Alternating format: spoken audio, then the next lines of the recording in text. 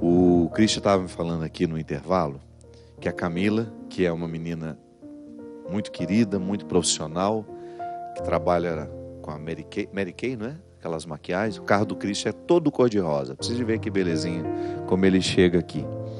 Ele estava dizendo que a Camila, por ser uma consultora, ela é gerente, né, da diretora nacional. Olha só, Christian, eu achava que era regional. Que maravilha, parabéns, Camila, você merece. Então ela tem uma necessidade muito grande de falar com muita gente, né? E ele estava dizendo que às vezes, quando ela termina de dar a resposta para todo mundo, que ela é muito rápida no WhatsApp, ela tira o Wi-Fi imediatamente. Porque senão as pessoas não param, gente. Elas não param de falar. Se você manda uma florzinha para encerrar, ela manda um coraçãozinho para você de novo. Aí você não sabe se precisa parar no coraçãozinho ou se você deve mandar mais uma coisinha. Aí manda uma boquinha mandando um coraçãozinho pela boca. Uma carinha mandando um coraçãozinho pela boca. Aí ela vai e responde no ar, aquilo não tem fim. Aí você já tem vontade de sair apagando tudo para ver se... Porque eu particularmente, eu tenho, no dia do meu aniversário, por exemplo, eu ainda estou aqui com a resma de mais ou menos umas 200 mensagens que eu não vi. Fui vendo aos poucos e fui agradecendo e respondendo. Mas eu tenho uma sensação de que eu tenho um pacote nas costas quando eu olho aquele celular cheio de mensagens a serem respondidas. Então, o Cristo estava perguntando, o que aconteceu com a gente, né? Por que nós estamos assim? E eu estava refletindo com ele aqui no intervalo, que essa mudança que nós vivemos, ela é muito recente. Muito recente. Então, está difícil ainda avaliar quais serão as consequências disso tudo na nossa vida. Porque nós estamos protagonizando a mudança. Os nossos pais não viveram assim. Nós que estamos na fase dos 40, 30 e poucos, até mesmo 20 e poucos, os nossos pais não viveram com aparelhos grudados nas mãos dia e noite. Estou vendo aqui, por exemplo, o povo do Twitter. A Dirlene está dizendo assim, dependendo do que eu vou fazer, fico o dia todo sem ligar o celular, porque atrapalha mesmo. Olha só, atitude heróica. Consigo administrar cada vez mais. Só uso se não tenho nada urgente para fazer. E primeiro é o Twitter, viu, padre? É que a Dirlene também eu conheço bem. Essa criatura é muito mais evoluída do que todos nós.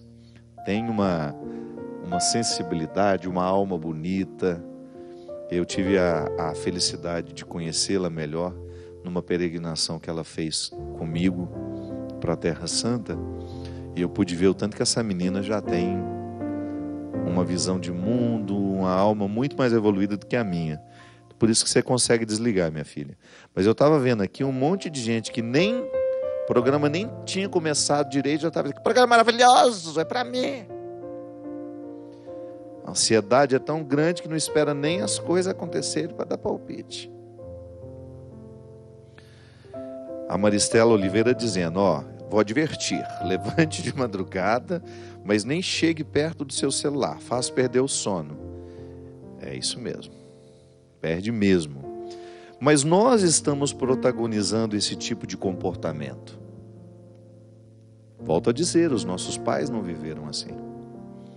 E eu me lembro que quando eu dei uma entrevista aqui para a TV Vanguarda, que é a Globo aqui do Vale do Paraíba, a Patrícia Falcosi, que é uma menina que trabalha lá no Jornal Hoje, ela era até uma das principais, que trabalhava diretamente com o Evaristo Costa, quando ele ainda apresentava o Jornal Hoje, a Patrícia que coordenou o trabalho, essa pesquisa das pessoas que estavam atuantes nas redes sociais. Então eram quadros assim, cada dia era um. E eu fui um dos dias do Jornal Hoje, eles falando sobre o meu trabalho como padre e como alguém que tem muitos seguidores na internet. Hoje eu tenho 18 milhões de seguidores nas redes sociais, ajuntando todas elas. É muita gente, né? E ela me dizia que ela teve um encontro com o presidente do Google e que ele fez uma reflexão muito interessante com ela. Ela queria saber dele quais seriam as consequências disso para nós, desse estar constantemente conectado. E ele fez uma colocação muito interessante. Ele falou assim: olha, eu pessoalmente olho para este momento presente da mesma forma, olho para nós vivendo desse jeito, desenfreado, sem saber ainda as consequências do que isso vai causar na nossa vida. Eu relembro do episódio de quando o bacon foi descoberto nos Estados Unidos, de como o bacon foi incorporado na dieta americana naquela época. E eu me lembro, e para mim foi fácil identificar isso, porque eu me lembro a primeira vez que eu senti o sabor do bacon. Você lembra, Christian? Porque embora eu tenha sido criado com carne de porco, aquela carne que ficava na lata, eu sempre, em casa, a nossa comida era feita na banha, mas a primeira vez que eu senti o sabor do bacon foi uma coisa fora do normal. Foi num sanduíche daqueles podrões, né, que são naqueles trailers de sanduíche. Eu tive uma sensação de que eu tinha descoberto a 8ª maravilha do universo.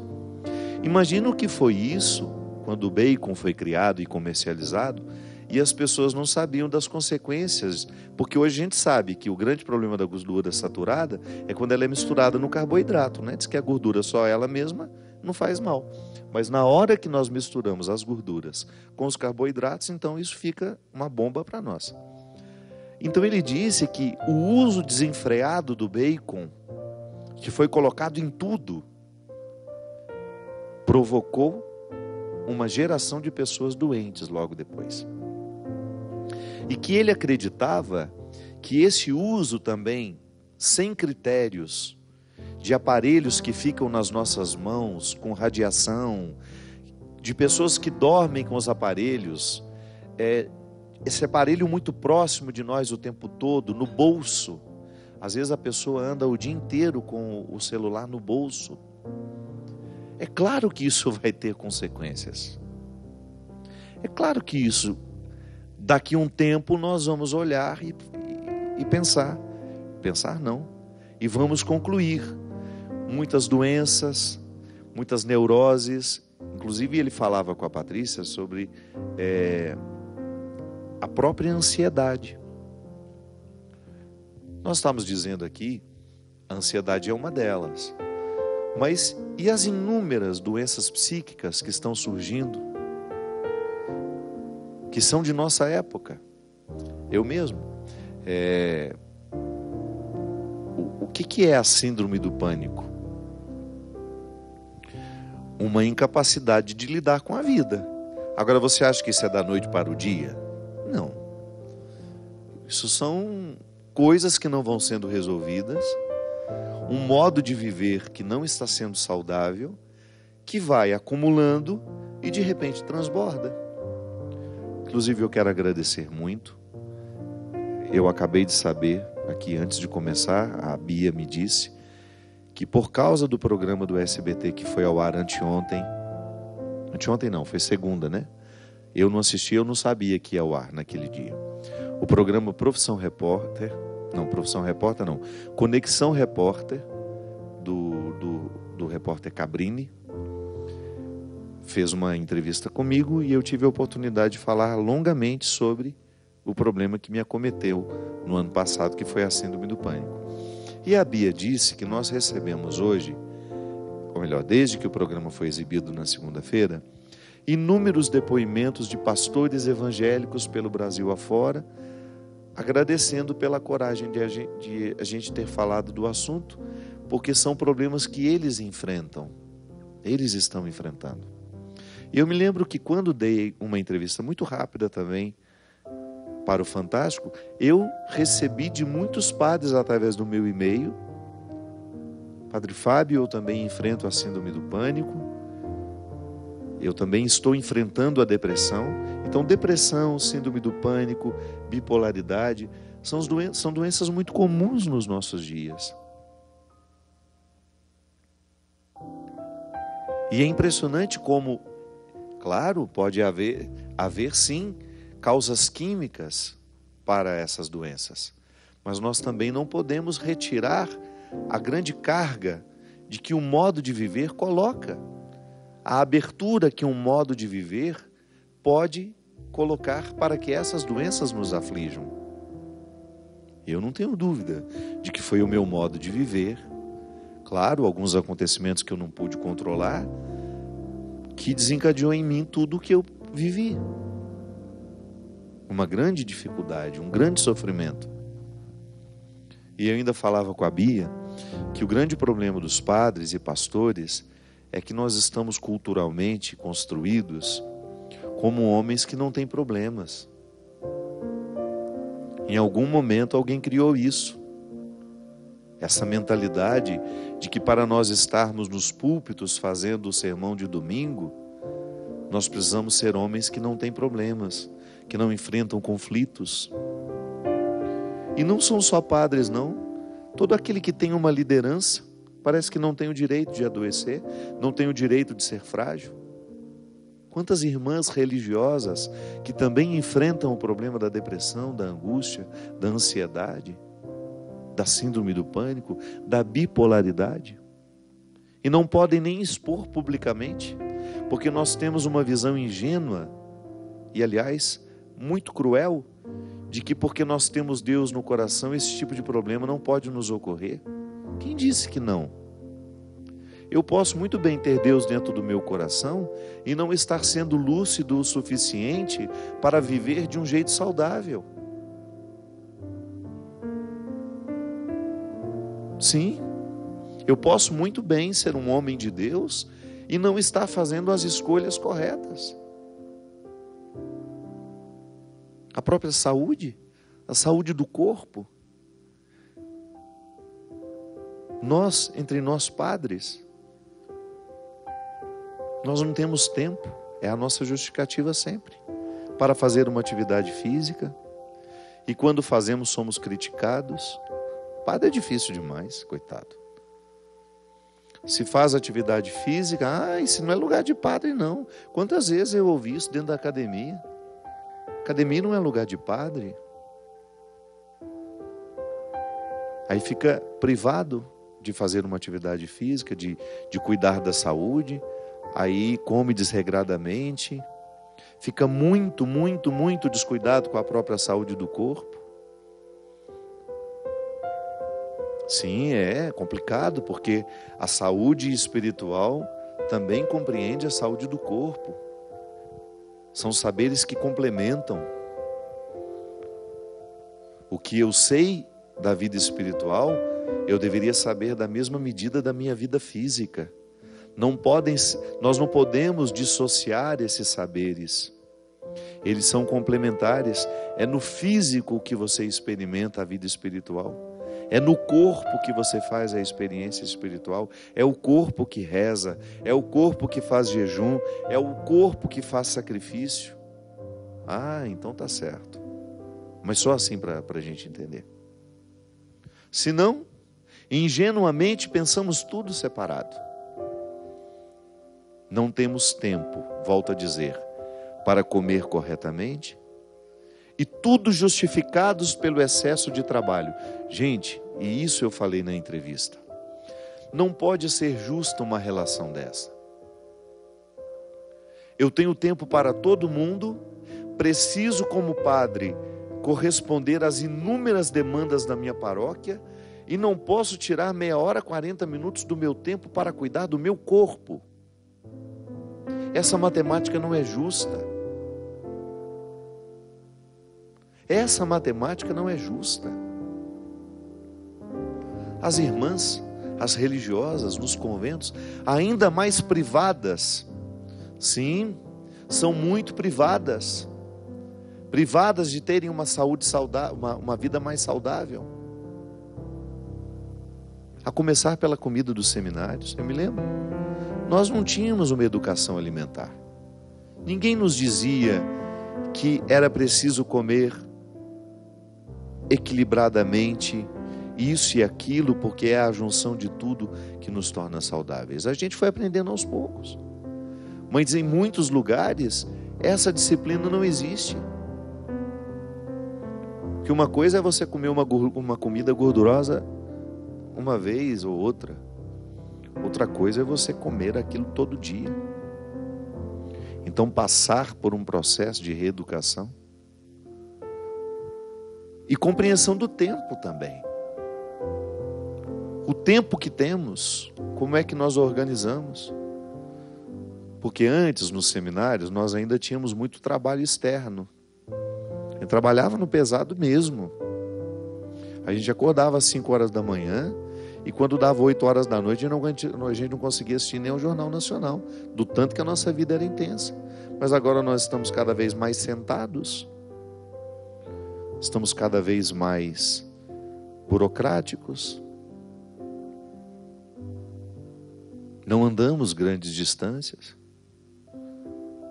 Antes, às vezes, a gente atravessava a cidade a pé. Agora, imagina, nós não vamos na esquina a pé. Sempre, sempre, sempre na lida com o tempo. Por quê? Porque eu preciso ir rápido. Sim, não seria mais justo a gente fazer, de repente, a nossa agenda que está 100%, ficar pelo menos com 80%, e 20% a gente ter o direito de organizar para ter um momento de reflexão, um momento de oração, um momento de cuidado pessoal. E eu sei que na vida de vocês que nos assistem, encontrar esse tempo ainda é um desafio maior. Eu encontro pessoas, e eu conheço pessoas que acordam às 4 da manhã, vão chegar em casa às 10 da noite. É cruel. Essa sensibilidade deveria haver de quem nos emprega, né? De quem está nos dando a oportunidade de trabalho. Eu admiro muito as empresas que estão tomando consciência disso, criando espaços de descanso para os seus funcionários dentro das empresas e também o espaço de atividade física para os seus funcionários. A consciência do empresário deveria estar cada vez mais evoluída para perceber que, com essa urgência, com esse jeito desenfreado que nós estamos de viver, nós estamos construindo mortes antecipadas. Nós estamos antecipando a nossa morte, minha gente. É certo que muitos de nós morrerão antes da hora. Ah, padre, mas e onde que Deus está nessa história? Diz que nenhum fio de cabelo da nossa cabeça cai sem que Ele não tenha permitido. Tá, compreenda essa permissão de Deus antecedendo todas as suas escolhas, é mais sábio. É muito mais maduro do que você ficar imaginando um Deus que olha cada fio de cabelo. O meu, por exemplo, coitado, ele não faz outra coisa, porque o cabelo cai o tempo todo, imagina. Está estressadíssimo, só com a minha queda de cabelo. Compreenda isso com mais maturidade.